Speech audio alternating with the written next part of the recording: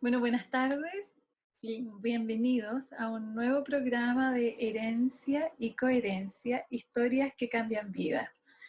Este es un programa transmitido por la Radio Universidad de Chile y es producido por CERVAL, Centro de Desarrollo Sistémico.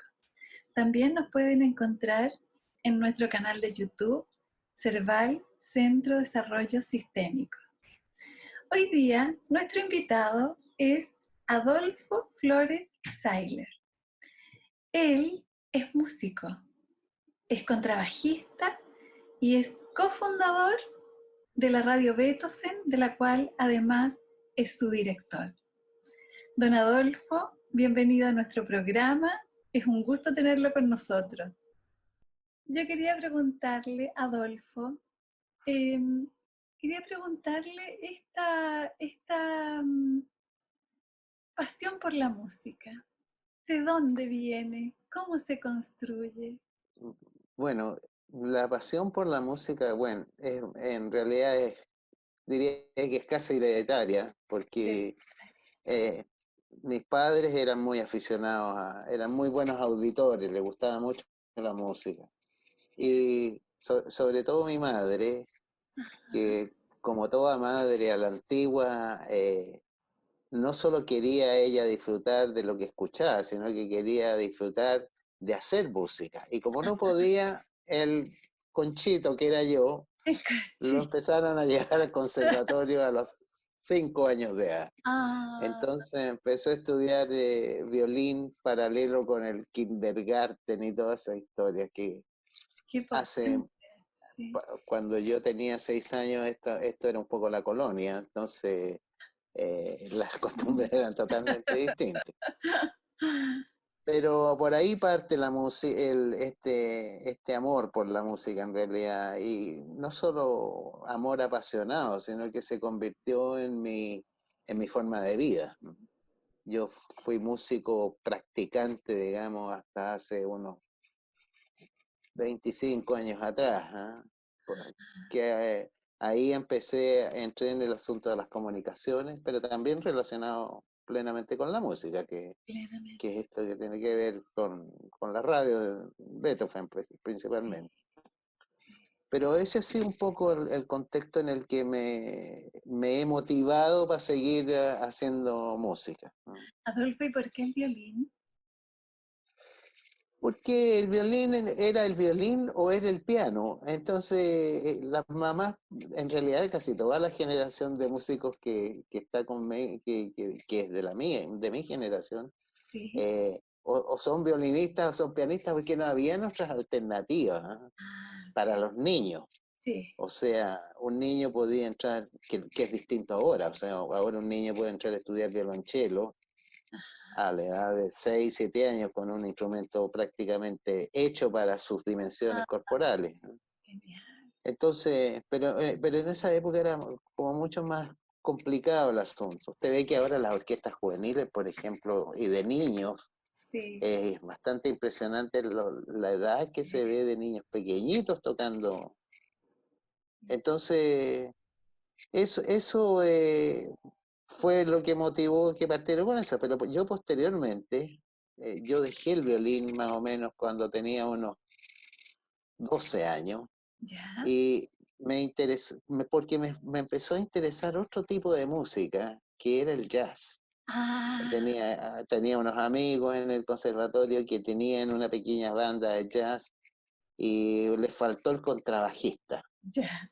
Y yo eh, fui a mirar qué era el contrabajo, que era un instrumento que me sobrepasaba totalmente en dimensiones corporales, Ajá. pero me enamoré apasionadamente de él. Ah, Y me convertí entonces en estudiante de contrabajo en el oh. conservatorio, donde terminé todos mis estudios ahí.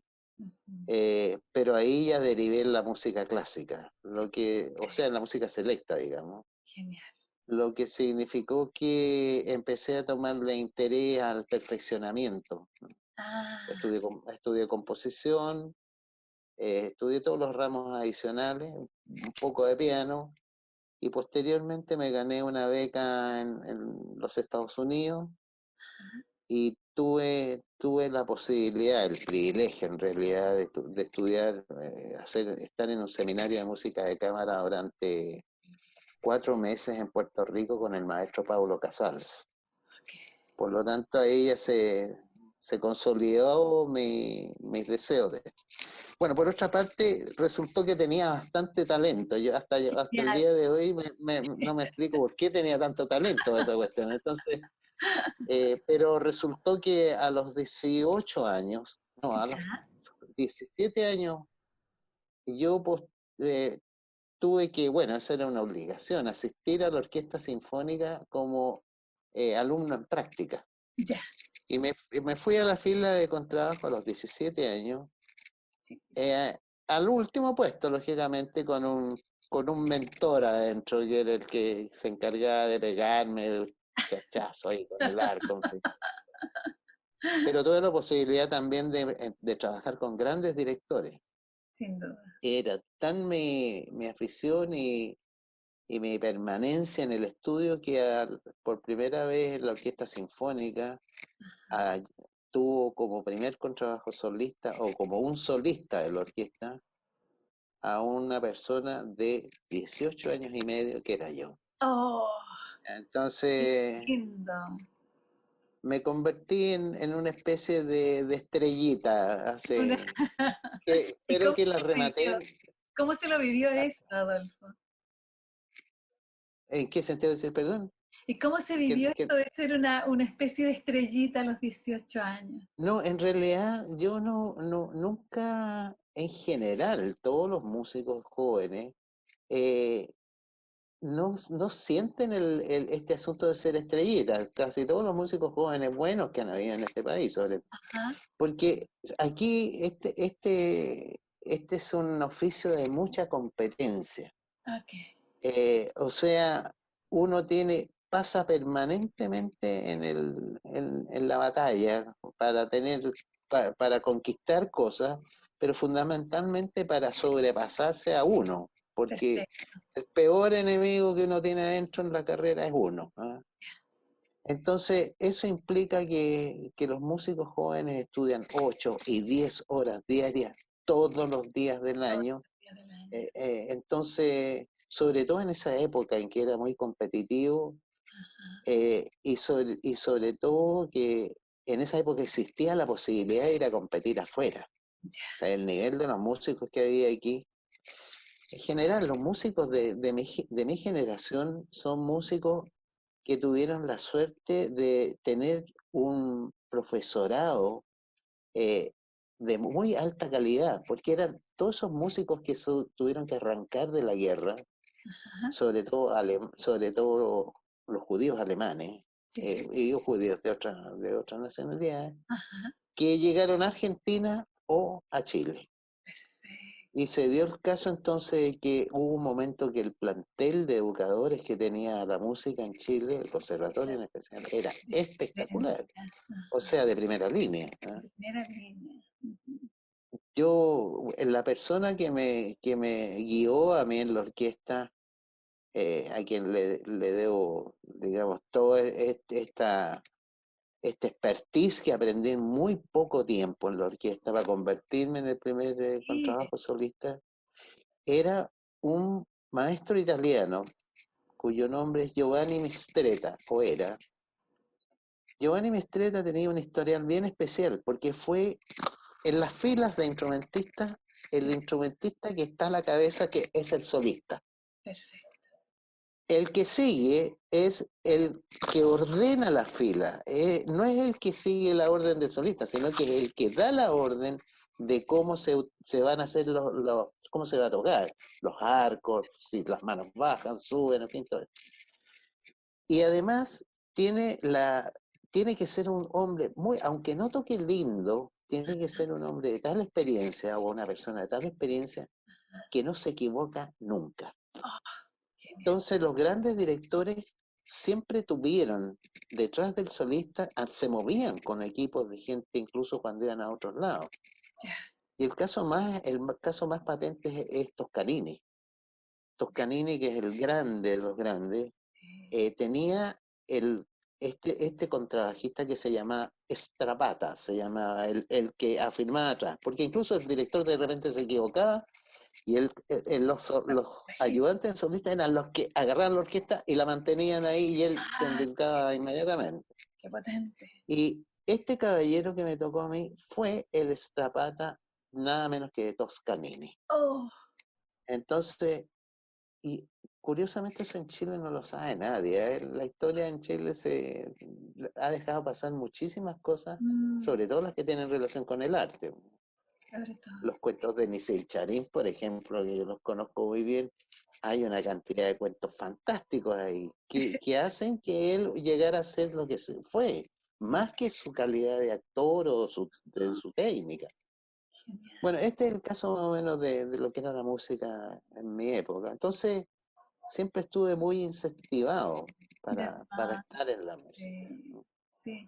Adolfo, y esta trayectoria, ¿cómo se la vivió su familia, sus hermanos? ¿Usted era el conchito de cuántos? Era el Conchito de dos. De dos. Éramos, claro, éramos dos hermanos, pero lo que pasa es que yo tenía una diferencia con mi hermano de 25 años. Ah, Entonces yo fui, parece una de esas sorpresas extrañas que se producen alguna vez en la vida.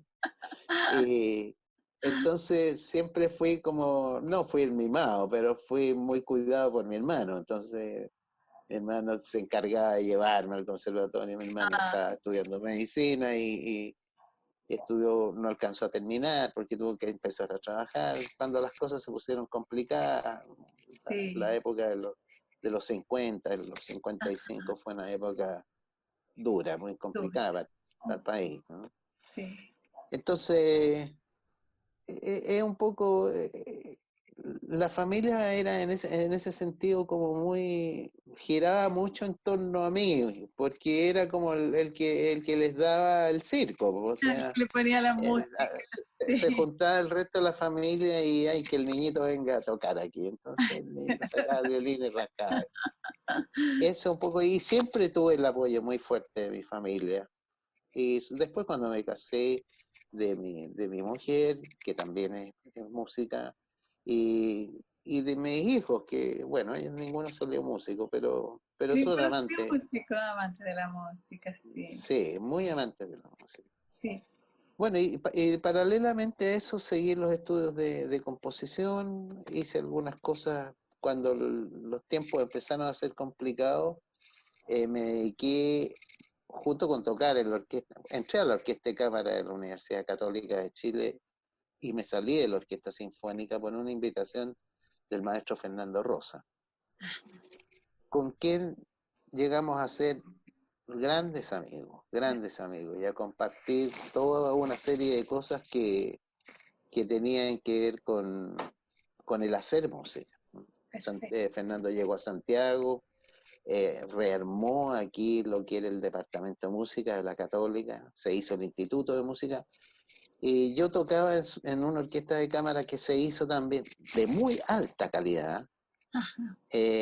y empezamos con la idea de hacer cosas que fueran un poco más, no la música como tocar música, de hacer la pura música, sino que ver la fórmula de que esta música se pudiera entregar al resto de la comunidad. Perfecto. Y la universidad que estaba armando recién todo este asunto, se entusiasmó mucho con esto. Ah, bien. Entonces hicimos esta orquesta de cámara, posteriormente refundamos lo que era el departamento de música, que no tenía nada, en realidad un par de conjuntos, pero no estaba en la docencia. Nosotros armamos todo un sistema con cátedras en la docencia de la música, la preparación. Fundamentalmente esta debe ser una de las escuelas más avanzadas en algún momento de lo que era la formación de pedagogos musicales, Qué la bien. gente que iba a los colegios a hacer clases, ¿no? Sí, sí. Que hasta ese momento era un poquito rudimentaria la formación. Ya. Aquí se le empezó a dar un carácter un poquito más, no solo pedagógico, sino que un poco más de extensión, de Sí, entusiasmo. O sea, el sí. profesor tenía que ser una persona que motivara a los niños, sobre todo, a mantenerse o como aficionado a la música o en algunos casos como gente que practicaba la música como muchas veces. Entonces ese fue un poco el sentido y de ahí partimos con eso, con la orquesta. Se creó el Instituto de Música, caminó todo muy bien Ajá. y el año 75 nos tuvimos que ir de la Universidad Católica por razones eh, muy explicables de la Muy época. explicable de la época. El momento político fue muy fregado para todo el mundo. Y yo estaba contratado en la orquesta aquí, el Buchan de Lisboa, por lo tanto me iba inmediatamente. Y Fernando estaba contratado para hacer clase o algo así en Tanglewood, en Estados Unidos. Ya. Nos fuimos, yo estuve una semana y media en Lisboa. Ya. Fernando estuvo una semana en Tanglewood. Nos escribimos y nos dijimos, oye, sabes que esta cuestión no. No. Volvamos y hagamos lo que estábamos haciendo, hagámoslo afuera. Ya. Y corriendo todos los riesgos habidos y por haber, nos vinimos y armamos lo que se llama ahora es la Fundación Beethoven, pero Oh, se llama Agrupación Beethoven, que era una sociedad limitada entre los dos, pero que genial. se dedicó, primero que nada, hizo una de las temporadas internacionales más importantes de música, más de cámara que sinfónica. Ajá. Y esto dio resultados fantásticos porque teníamos muy buenas relaciones como ya lo habíamos hecho en la Católica y teníamos las relaciones sentadas, empezamos a traer a aquellos músicos que no venían a Chile por razones obvias, ¿no? Ujú. Sí. Pero que frente a esta posibilidad de que se extendiera la música a través de un organismo que no tuviera relaciones con lo gubernamental, Podía. accedió a venir. Y Buenísimo. vinieron, le diría que vinieron los más famosos de los famosos.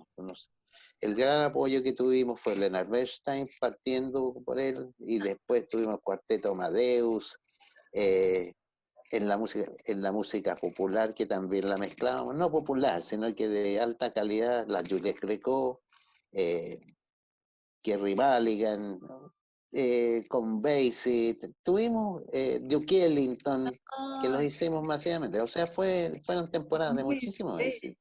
Sí.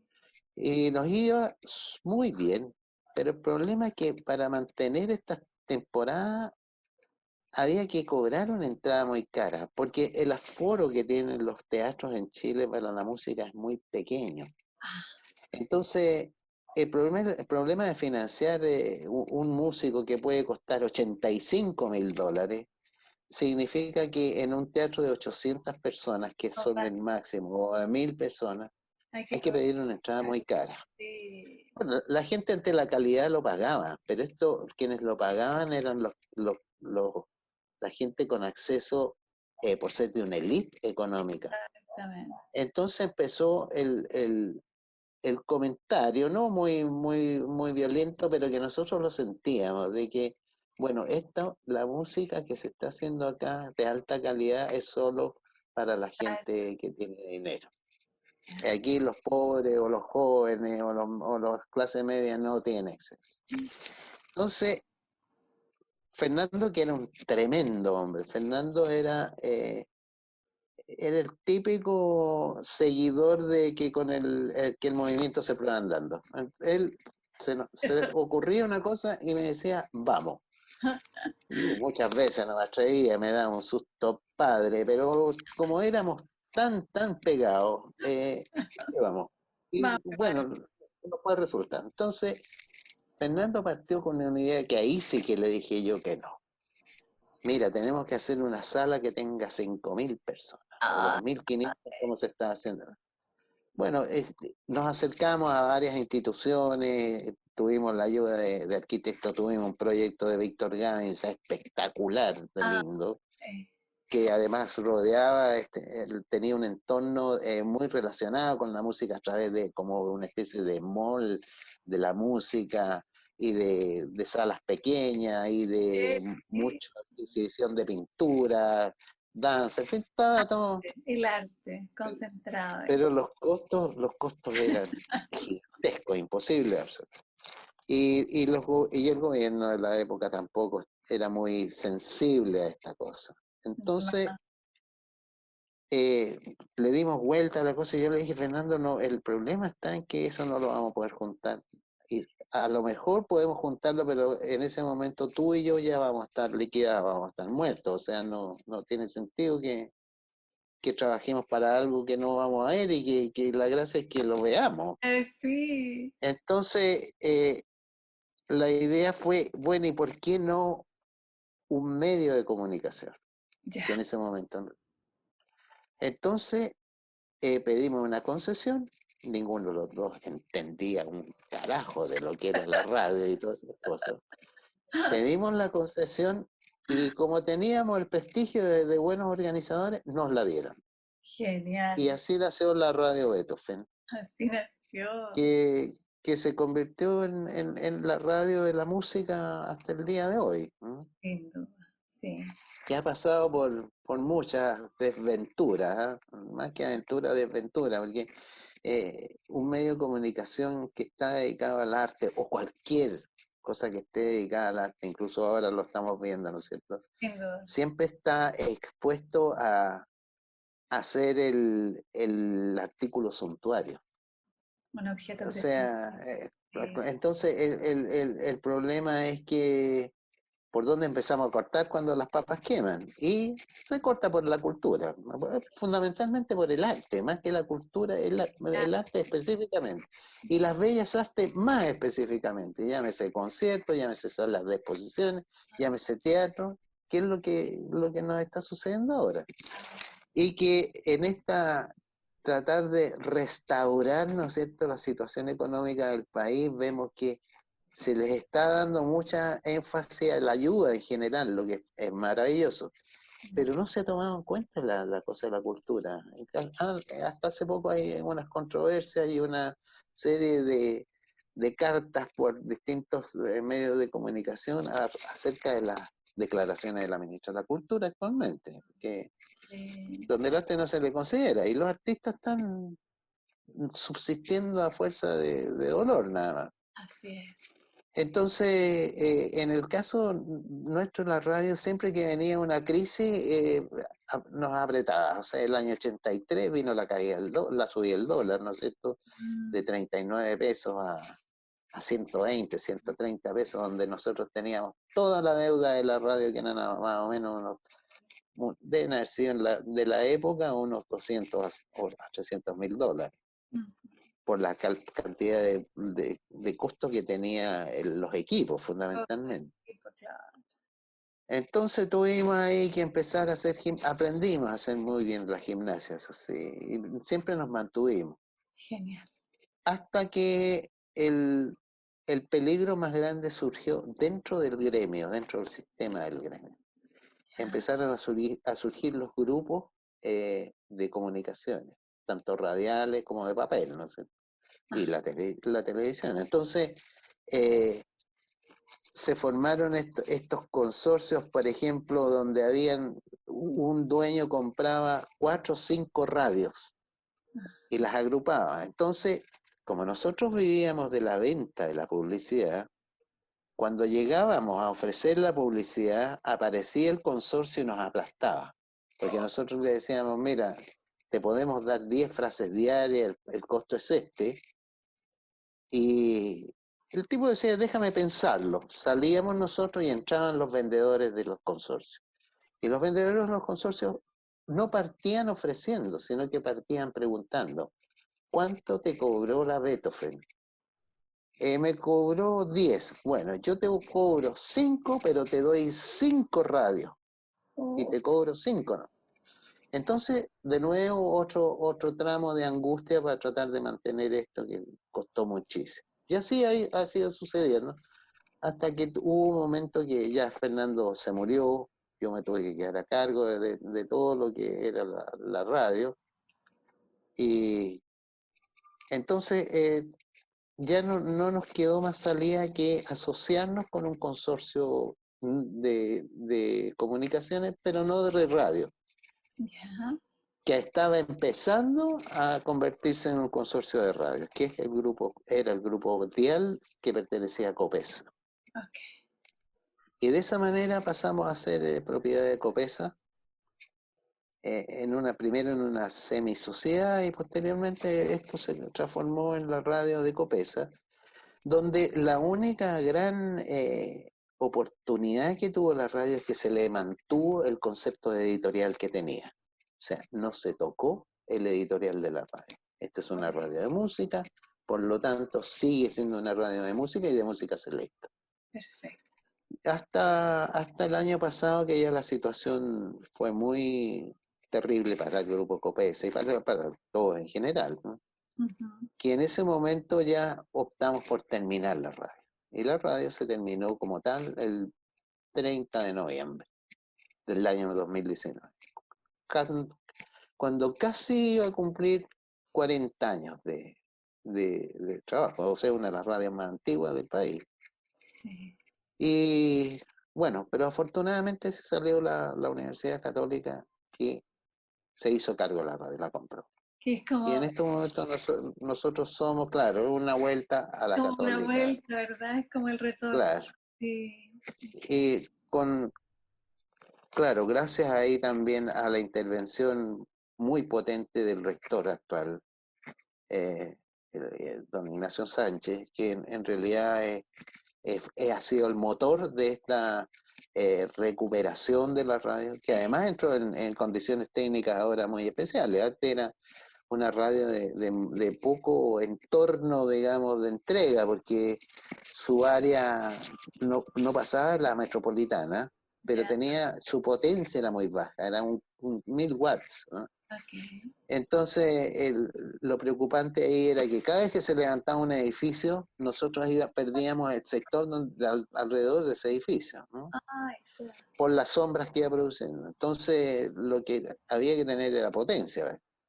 Y afortunadamente ahora la radio es una radio grande, de 10 Ah, kilos, o sea, está compitiendo con las grandes.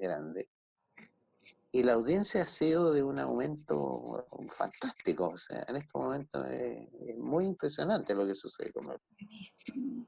Esa es un Sí, poco la historia mía y de la esta música que historia he hecho y es de la tuya. radio. Sí. Eh, eh, Adolfo, yo quería preguntar por la Beethoven. Beethoven, el músico. ¿Cuál es el vínculo?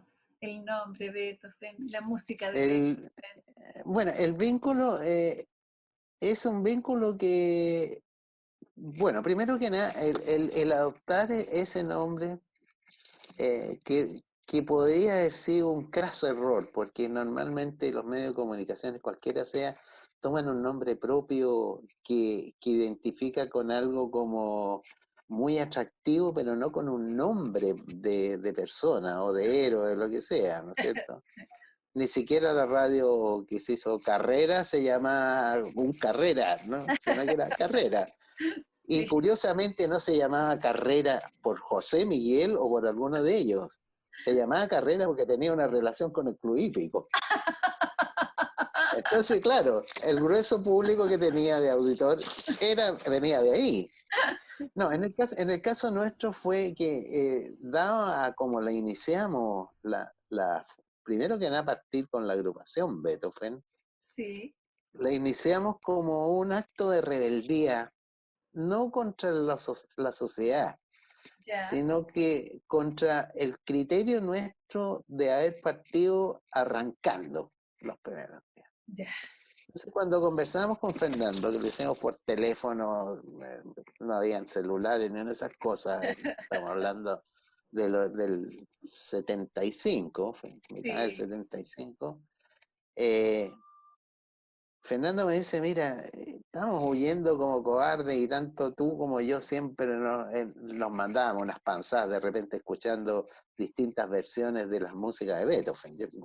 Para mí Beethoven es lo máximo. Ah, Y Fernando para Fernando mucho más, ¿no? ok. Entonces, la característica de él era que era un tipo sumamente rebelde y se rebelaba contra él mismo, ¿no? y no aceptaba la presión ni de él mismo ni la presión de los otros. Entonces era un tipo muy, su vida está llena, plagada de cosas que y que conmueven además, que lo revelan como un hombre sumamente peleador, no dejarle.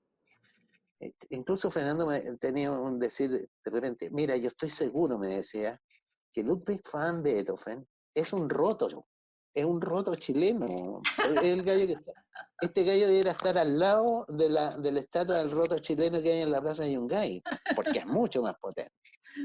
Y efectivamente por ahí partió entre chiste y un whisky o un vino, cosas así, hasta que cuando decidimos partir con la agrupación y juntarnos con algunos amigos que nos ayudaron muchísimo, dijimos Beethoven. Y le pusimos Beethoven nada más. No había en el mundo ningún... además un nombre complicado porque no se puede registrar. Siempre hay que registrarlo con un algo, ¿no es cierto? Radio Beethoven, agrupación Beethoven, cuarteto Beethoven, todas esas cosas así que generan la idea esencial, pero que su nombre, su verdadero nombre es el que le dio con su ejemplo este músico importante. Entonces de ahí partió esto primero como muy poético, pero después como muy de batalla, porque el primer gran apoyo que nosotros tuvimos fuera para empezar esto, fue el cardenal Raúl Silva Enrique, a quien le debemos absolutamente todo. El cardenal nos dio el lugar donde nos teníamos que hospedar. Y además de eso, nos dio el lugar donde empezar los conciertos, que era muy atípico, porque empezamos nosotros a mirar dónde y cómo lo hacíamos, no teníamos acceso, a nosotros no nos dejaban entrar en ninguna parte, porque pasamos a ser peligro para muchas instituciones, incluso del momento. Y nuestra primera gran temporada que se hizo con los músicos más increíbles que han venido a Chile, se hizo en la iglesia de la Transfiguración, en Las Condes arriba, que ahora hay un Unimar, hay una serie de cuestiones, pero antes era un campo abierto y la iglesia estaba en el centro. La iglesia estaba semi-terminada, digamos, entonces tenía como la parte de los coros que rodeaba toda la central, el ala central, digamos, toda esa parte estaba en graderías de concreto, donde se suponía que los coros se ponían. Entonces los utilizamos como graderías y abajo poníamos sillas. Tuvimos arreglos con gente que le gustaba mucho la música, como un señor que arrendaba muebles para grandes recepciones y cosas así, que nos ponía los muebles. La gente bueno, las tramoyas y toda esa gente nos cooperaba viniendo de otros lugares, como el Teatro Municipal, en fin. Fue una época de mucha enjundia, de emoción y trabajo, y de resultados, porque era maravilloso, porque la gente, lógicamente, era muy caro. Porque se decía, ustedes nos están ayudando a levantar una cosa que se está terminando en el país. Entonces venía el día del concierto, y se convirtió en ese concierto atípico en términos de lo que es el cuadro social, el cuadro estético social. El cuadro estético social de los conciertos o de los grandes conciertos siempre fue la tenida formal, la corbata, no sé, todos los zapatos bien lustrados, bien peinados, muy de moda, entonces entrar y si llegaba un poco atrasado uno no lo dejaban entrar. Todo eso sí se mantiene en muchas partes todavía. Pero acá se rompió eso. Acá llegaban con blue jean, mucho las mujeres con pantalones que no era tan, que eran casi un poquito atrevidos, con su cojín y su frazada y un termo con café. Y la gente se sentaba arriba, conversaban antes del concierto, se formó mucha mucha amistad entre el auditor que había ahí, que eran muchos, ¿eh? Estamos hablando de 700 personas. Y se juntaban y conversaban y todo lo demás, y venía el concierto y era religioso. Tanto así que el primer violín del cuarteto Amadeus, que fue uno de los primeros que vino, que en ese momento era el mejor cuarteto del mundo, ¿eh? Y junto con ser el mejor cuarteto del mundo, era el cuarteto más caro del mundo. Pero vino por razones de que había que abrir esta cuestión. Entonces, él publicó y escribió un artículo en el New York Times cuando llegaron, diciendo que jamás en su auditorio habían tenido un auditorio tan perfecto como debiera tenerlo un concierto de alta calidad. Qué emocionante. En Chile. En Chile. Así que esa es un poco la historia de Beethoven. Y parece que él nos compensó hasta el momento, ¿no? Nos ha ido compensando para mantener esto. Sí, como esto de navegar en las crisis y en contextos tan hostiles, ¿no? Claro que sí, claro. Sí. Claro. Bueno, el hecho de que la novena sea como lo más representativo de un canto de libertad y de potencia, que le gusta a cualquiera. O sea, aquí no estamos hablando de que el señor sepa qué es lo que es la forma sonata o cuál es el transcurso de una reexposición. No, aquí es en la oreja, ¿no? Se sienta y dice, qué maravilla, pero es que yo lo que siento es esto. Y efectivamente es eso. Sí. Entonces de ahí que sigamos manteniendo el nombre. Y agradecemos mucho que la universidad, especialmente su rector, haya velado por mantener ese nombre. Sí. Y pensando en Beethoven y en estos contextos tan hostiles, es como, ¿cuál es la vivencia o la sensación? Me estoy acordando que la radio Beethoven toca en el último momento, toca la novena.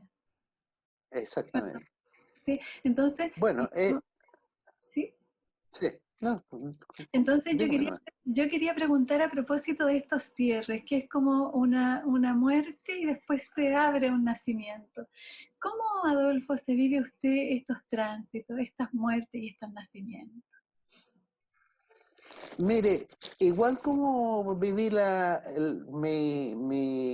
mi pasión por la música, o sea, en mi pasión con la música era en términos de decir yo no me puedo quedar atrás, o sea, el tipo que se va a poner a mi lado no puede tocar más notas que yo, o sea, un compás de 40 semicorcheas que él las toca, yo las tengo que tocar.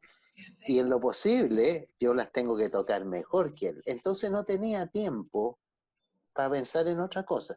No era la competencia, sino que esta competencia conmigo mismo. ¿Eh? Como la superación. Es como el tipo que corre, no sé, 40 kilómetros, ¿no es cierto? Y el tipo está en esa. Él quiere, no quiere ganar. Quiere ganarse así ese estímulo tremendo que significa tener. Sí. Tanto Fernando, yo lo aprendí de Fernando en realidad. O sea, consolidé esa cosa con Fernando, en términos de que, mira, esta cuestión la empezamos, aquí no nos corre nadie.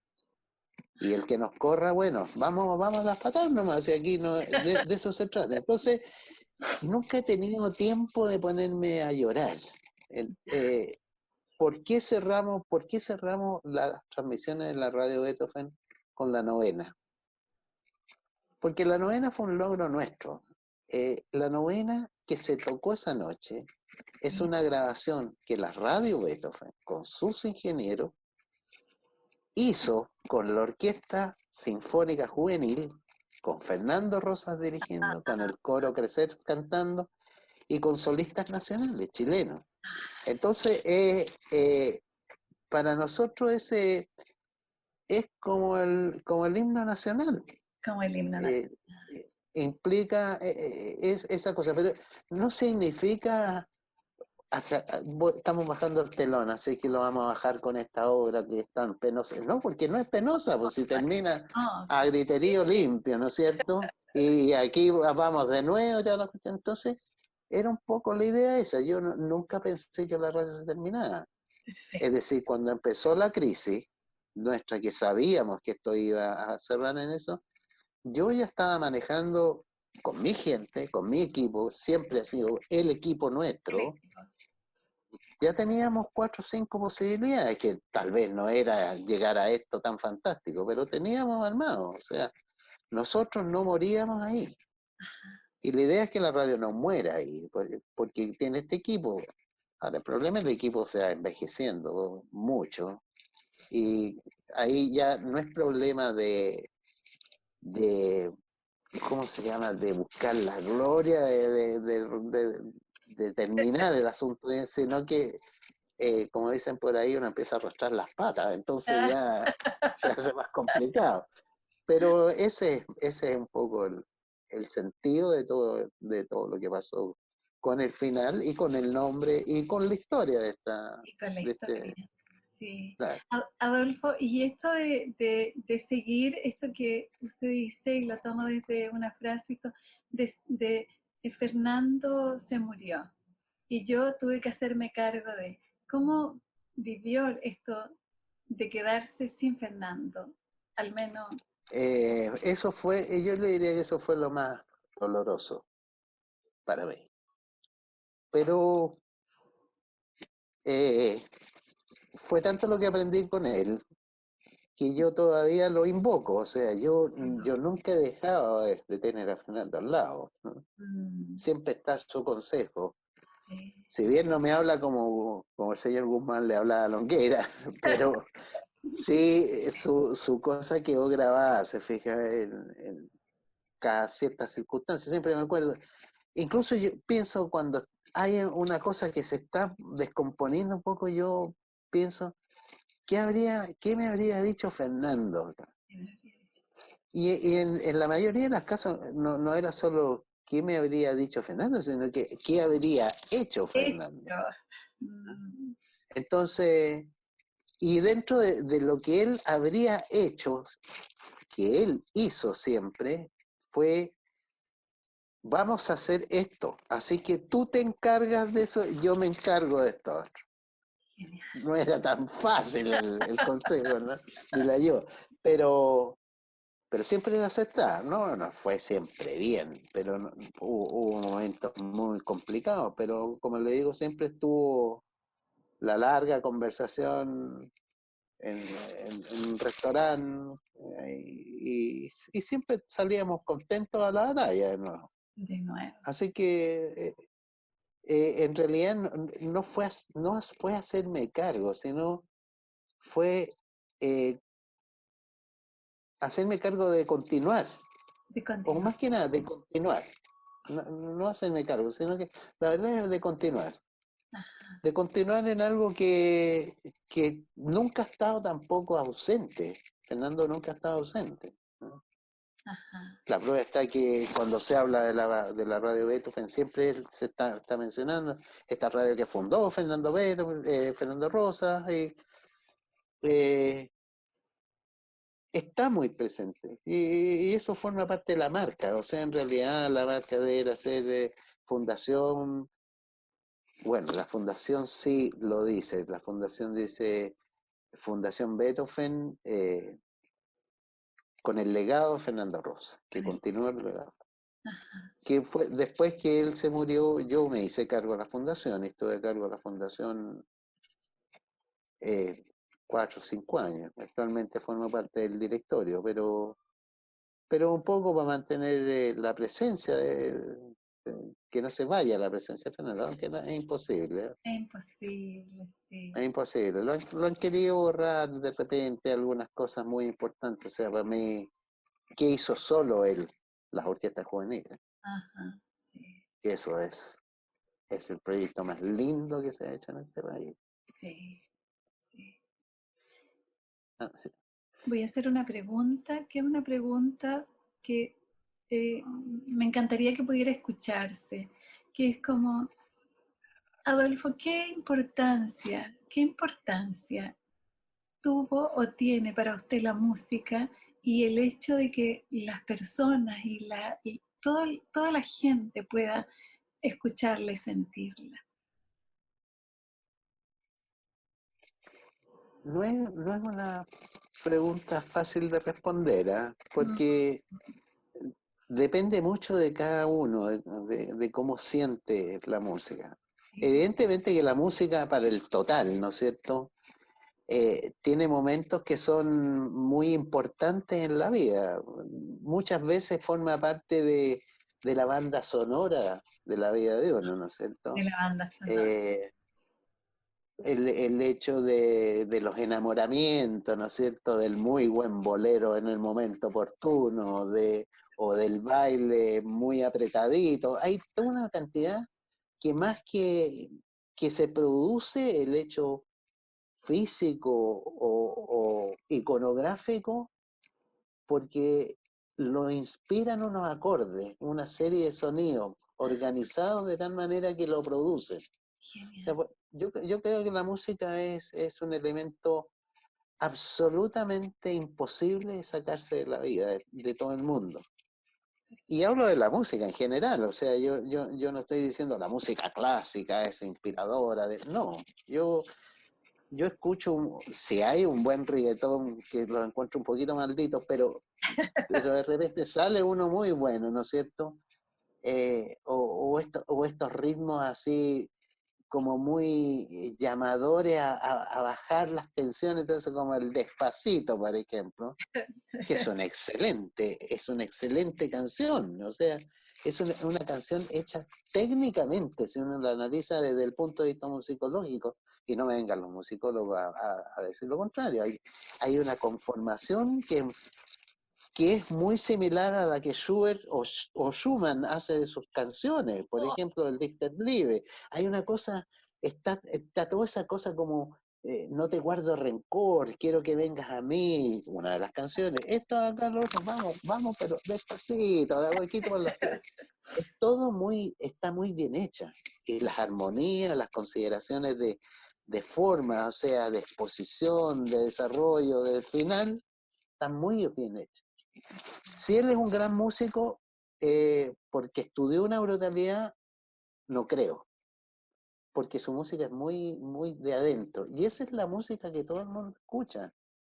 O sea, todo el mundo usted se pone a hacer un trabajo determinado y se va a encontrar al ratito cuando se concentra tarareando algo. tarareando. Eso es inevitable, ¿no es cierto? Usted que se pescó la guagua que se le puso a llorar y empezó a y le cantó una canción. No le pegó una cachetada, ni Exacto. le puso un mono, ni nada. Le empieza a cantar. Entonces, la música es un todo muy importante. Ahora, el que se va metiendo más en la música cuando es el que empieza a arrancar hacia los lados del pasado, ¿no es cierto? Que es la música clásica, digamos, la música selecta. Sí. Pero la música desde sus orígenes ha ido derivando en muchas músicas. La música se ha adaptado al grupo social del mundo. O sea, desde aquella música que tribalmente estaba destinada a alertar, ¿no es cierto?, del peligro, o a llamar, a juntarse, todas esas cosas, empezó a irse partiendo en distintas cosas, o sea, ya no era llamar a la gente, sino que llamaba a la gente, pero bailemos, ¿ah? Pero Y baile. empezaron los bailes, y empezaron toda una cosa, y se dio cuenta que a través de la música empezaba una socialidad y un contacto, ¿no? Sí. Que finalmente incluso era físico. Hasta las cosas más terribles como las guerras, o sea, partir a la guerra con una bayoneta frente a un enemigo y no ponerle un tambor que lo tire para adelante con otro gallo que tocan los clarines, era imposible. De más. Entonces estamos inspirados, nosotros vivimos con y de la música. Por eso que yo creo que claro, que se da tan fácilmente que el mundo no analiza lo importante que es. Ajá. Fíjese que a nosotros, Sí. la pandemia, Sí. el hecho de que la gente tuviera que estar en la casa, Ajá. que en algún momento la televisión ya lo tenía un poquito chato, nos hizo aumentar a nosotros la cantidad de auditores que nunca los tuvimos, nunca. Genial. Y curiosamente de auditores jóvenes, de gente que está entre los 15 y los 20 años, que es muy difícil tenerlo, porque esa gente escucha, quiere acción, ¿no? Pero de repente descubrió que podía bajar los decibeles, ¿no es cierto? Y seguir este ritmo que le estaba imponiendo la naturaleza. O sea, como combate a la naturaleza que me está complicando la vida, es entregándome a lo que de alguna manera ella me entregó, porque la música se me entregó a la naturaleza.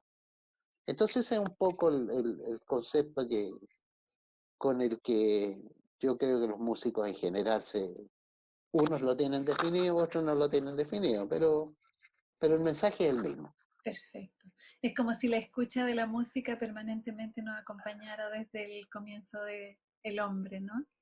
Claro, claro que sí, Sí, claro, de ahí se origina. de ahí se Y, origina. y, y es tan así es tan natural que ahora los niños, uno ve cómo se van gestando, ¿no es cierto? No acompañados, sino que muchas veces impulsados por la música. Igual Impulsado. que las guerras y que todo eso, uno va a un jardín infantil. Yo tengo nietos chiquititos Bien, nieto.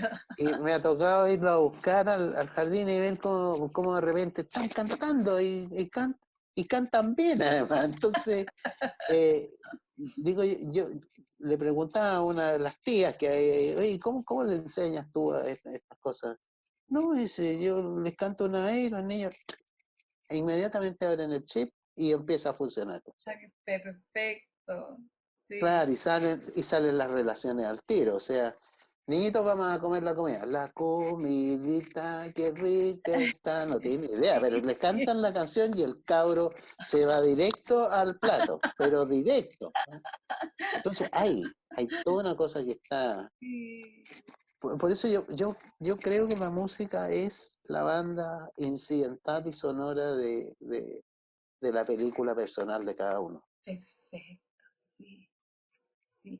Y en ese sentido, a propósito de la banda sonora y de la película de cada uno, ¿cómo sigue su película personal, Adolfo? Bueno, mi película personal es lograr que la radio se afiance cada vez más, como lo está haciendo ahora. Asegurar que esto no siga perdurando, porque yo creo que son tan buenos los resultados, son tan emocionantes los resultados cuando uno los recibe así, a veces individualmente o a veces de grupo. O sea, de repente cuando se avisó que la radio se terminaba, habían 5.000, 6.000 cartas en el aire. Sí, O no cartas, sino que mensajes. sí, Entonces, eh, la semana pasada, un señor, un periodista, que ha sido un hombre importante, fue director de un medio en Punta Arenas, fue el director del medio más grande que había ahí, y después volvió a Chile y este caballero es un apasionado de la música, pero no por la radio, sino que eh, siempre le gustó, hizo su colección muy fina, una colección muy fina porque un auditor que le buscaba lo que se dice el cuesco a la breva, entonces tenía buenas versiones, muy buenas grabaciones.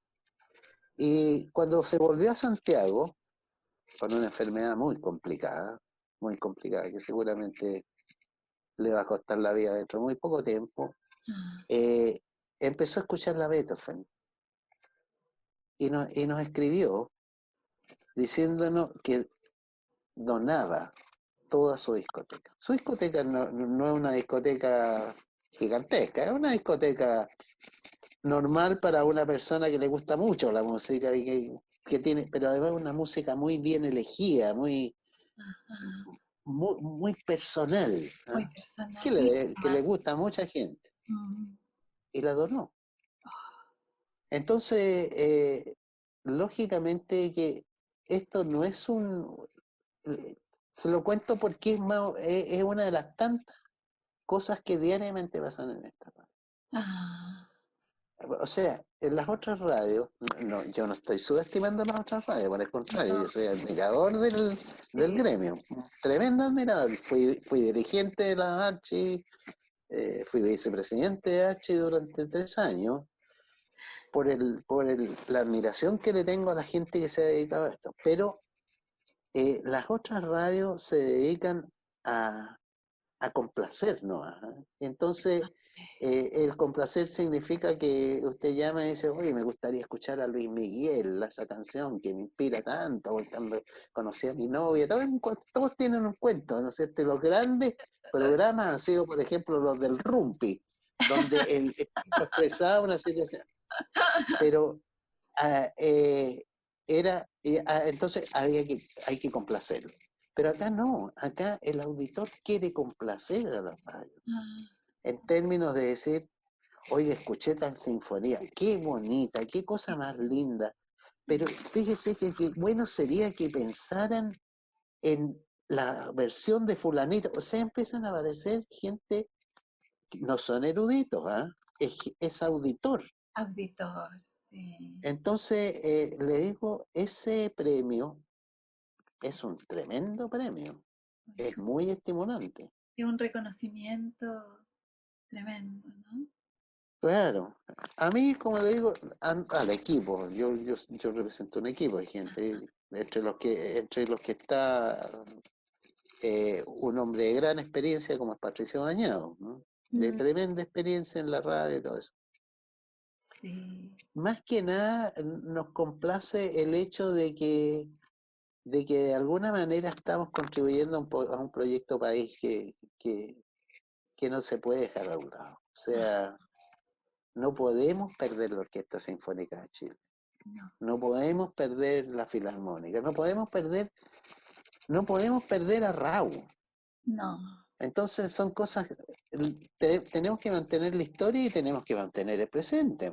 Exacto. Y para eso se necesitan medios que estén comprometidos con ese tipo de mensaje. Y en el caso de la Beethoven, yo lo siento así. Yo siento que nosotros estamos haciendo eso. O sea, yo todavía no tengo un yate, cuando la idea original habría sido que con esta videocomunicación me comprara un yate. Pues. No tengo ni siquiera un salvavidas. Entonces, es otro el afán, que es el afán del equipo nuestro. De más, sí. Es como, yo pensaba que de alguna manera la radio abre un espacio de intimidad con los auditores, de manera que se produce un intercambio que es muy fluido, ¿no? Sí, es muy fluido. Es muy fluido. Y es muy rico, es muy buena sensación, muy agradable. Incluso con el crítico, porque nosotros no tenemos el crítico que nos viene a matar, ¿eh? No, es el crítico constructivo, como el que le mencionaba antes. Oiga, qué lindo lo que tocaron, pero sabe que hay una versión mejor que esa, ¿por qué no la trate de conseguir? O si quiere yo se la mando, que es la otra, ¿no? ¿Se fijan? Entonces, gente que de repente nos hace un crítico, un periodista crítico musical muy bueno, que nos nutre de repente con ópera, pero con ópera filete, así, ¿eh? La versión que salió antes de ayer con, no sé, con el mejor tenor del mundo, y él las consigue, él tiene mucho contacto con los operáticos externos y nos la manda. Qué lindo. Entonces, esas cosas, se fija, son fantásticas. Son preciosas. Sí. Sí. Y estaba pensando en el vínculo que usted mantiene o mantenía con Fernando Rosas. ¿Para quién es usted un Fernando Rosas? Sabe que no lo tengo. No lo tiene. Esto es como, no sé, pues es como las novias, se fija, o sea, muy difícil. No, para mí Fernando Rosa es único. Único. No existe. Es como si usted me dijera, ¿cómo calificaría yo a Raúl? ¿Como el mejor pianista del mundo? No, bajo ningún punto de vista. Pero es único. Es único. Es único. él está en el teclado y hay muchos pianistas que son espectaculares, pero de repente hay dos cosas que él hace con una presión, con un carisma que lo hace único. Entonces, el caso de Fernando Rosa para mí es ese. Ok, Fernando Rosa no tiene parangón. no tiene parangón. No. Sí, sí. Habiendo muchos tipos muy importantes, yo le digo, hay mucha gente que ha hecho cosas fantásticas aquí, o sea, otro señor que para mí reúne todas esas condiciones que tenía Fernando, y más incluso, fue don Domingo Santa Cruz, Yeah. quien, que fue el que armó la música en Chile, es el creador del Instituto de Extensión Musical de la Chile, de la Facultad de Ah, Música de la Chile, fue el decano, es un hombre que hizo todo lo que era la música y en el fondo es el creador de la Orquesta Sinfónica de Chile. potente. Entonces, siempre se ha dicho, tiene que haber un Domingo Santa Cruz para hacer esta cuestión. Ah, Único. sí. Son como piezas únicas, ¿no?